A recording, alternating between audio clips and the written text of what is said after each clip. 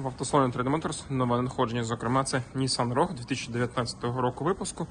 2,5 газ-бензин на автоматичній коробочці передач. В гарному синьому кольорі. Камера позаду присутня. Дуже гарно та стильно виглядає. Оригінальні литі колеса, безключовий доступ.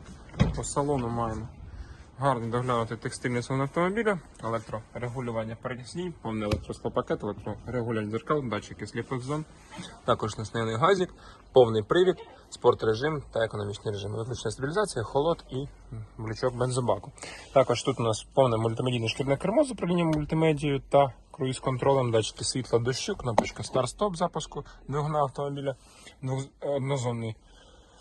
Точніше, просто кондиціонерчик та широка монітора мультимедіа, автоматична коробочка передач та підігріви передніх сидінь.